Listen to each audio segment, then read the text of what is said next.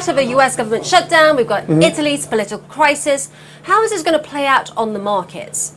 Well, I think, look, there's a lot of uncertainty in the market now. We've seen that with price action so far this morning. We've opened sharply lower, particularly the FTSE MIB index in Milan, and also Italian 10-year yields are now around about 4.7%, so they've jumped very sharply, reflecting that fear in the market. It is uncertainty. Markets hate uncertainty. And the way this is going to play out, it seems like it's a very slim chance we may get an 11th hour deal tonight to prevent a full closure of US shutdown of the US government.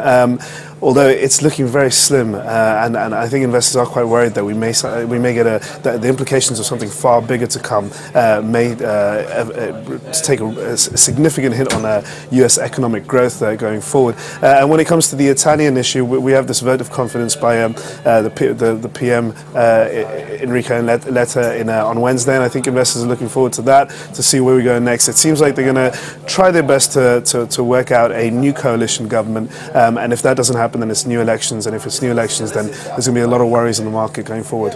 And markets don't really want a new election, do they? No, absolutely not.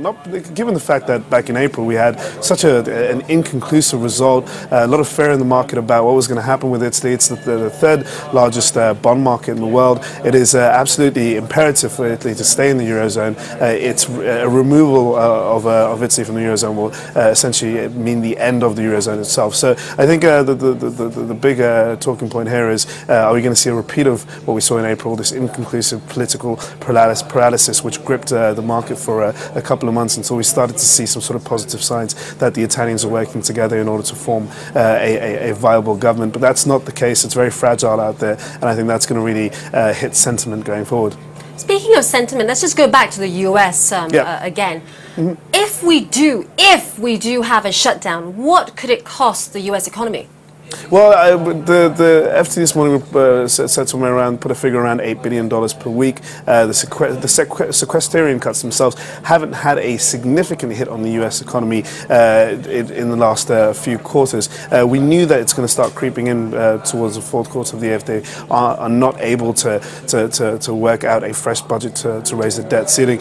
Potentially, if this goes on for the next 7 to 8 weeks, we could be looking at somewhere around the region of $40 to $50 billion. So, I mean, it's difficult to measure that at this point right now. It would be a significant hit on GDP. Right now, annualized growth is at about 2.5%. At a time when the U.S. economy there's nascent growth on board. There's tentative signs that we are growing. The last thing we want is anything that will start knocking off the growth level for the U.S. economy. And I think the market is going to be extremely worried about that. But at the same time, on a positive, you have to take on a positive spin. It is likely that the sequestration cuts are also going to mean that Ben Bernanke doesn't have to cut down quantitative easing anytime soon, and that means that liquidity junkie investors are going to continue having QE for a little longer than they expected.